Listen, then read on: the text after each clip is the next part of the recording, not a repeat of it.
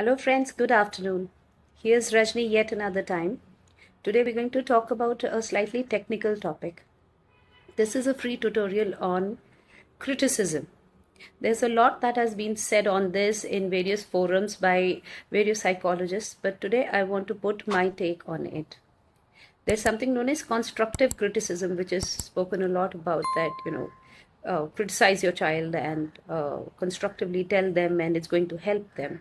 Now, this is what criticism does.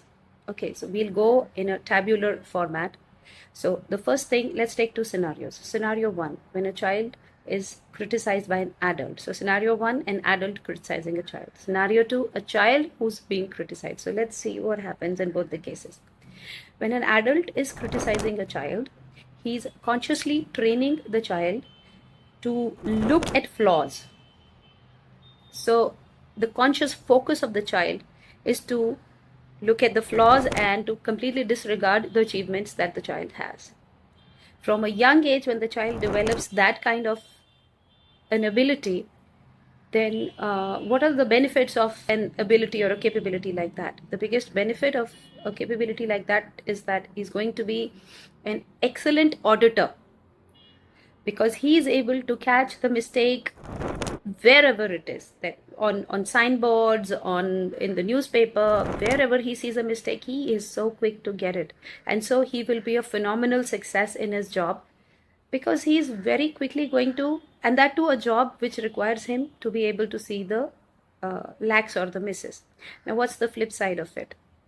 This person grows up carrying a huge load of complexes right within his being, because he has been taught from a very young age to only be able to look at weaknesses, to only be able to look at whatever is incorrect in him, and all the strengths that he possesses, all the goodness that he has, the amazing human being that he is, he's completely going to disregard it, because he doesn't have the capability of even looking at it, or it doesn't even matter.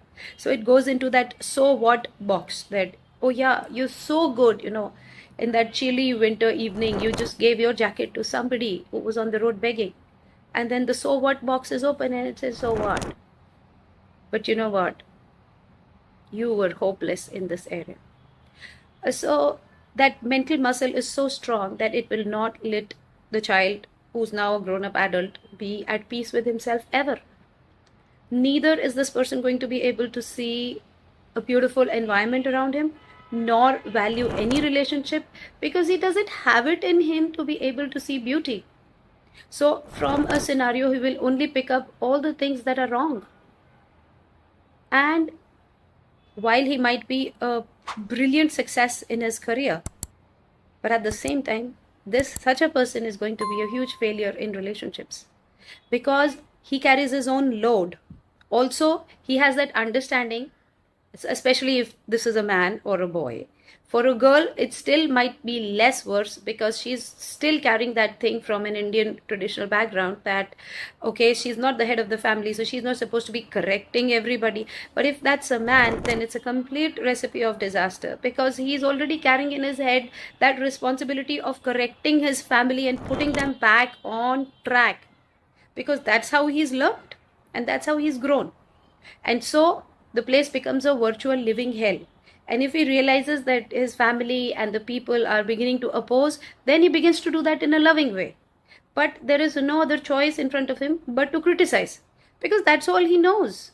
And the second thing is, wherever he sees that there's nothing to criticize, then it starts to point inwards that, oh my God, I'm so incapable. I'm not capable of doing my job correctly.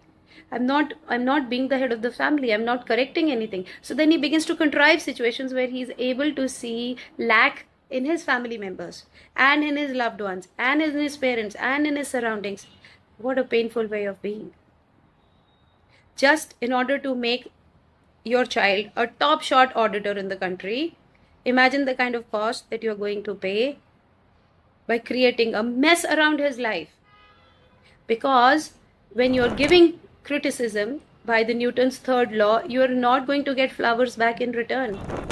And your own sense of self further degrades, because something inside is saying, dude, what are you doing? And then between that chaos and the conflict And if the family refuses to take it, and then there is separation, the ultimate result is isolation.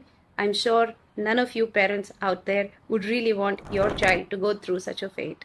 So please, please, please, it's time. Understand, go through the dynamics. Criticism has not helped anybody. It will not help anybody. If the kind of benefit that it will do is a 2%, the kind of loss that it will create is a 98%.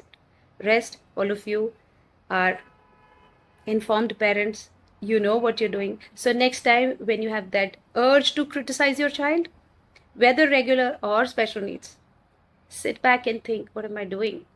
It's okay, my parents did not know all of this, and so they did what they did, but what am I doing? What am I consciously creating? And where is all this going to take me? And at the end of the day, as I always go back to, which has no scientific basis but which is as true as our beings, the law of karma is there for everyone. You give out pain, you know what you get back. So start accepting yourself, start loving yourself, start accepting your family. When you see bad handwriting and you see a child diligently working, choose to pick up the first option. Wow, my kid is working. Disregard the bad handwriting. When you see a woman late in the kitchen and doing it quickly so that she can get the thing ready for her husband in time, disregard the fact that she's late. Please make sure to appreciate the fact that she has that feeling in her that he needs to be given a tiffin, or else the feeling will also die. And eventually, all that you'll be left with is just plain criticism. Nobody on the outside, because there's nobody left to criticize, they're all gone. Just you. And you keep criticizing yourself. What a painful life is that. So from today onwards, promise yourself no criticizing yourself, no criticizing your children. Have a happy, love-filled life. Bye-bye.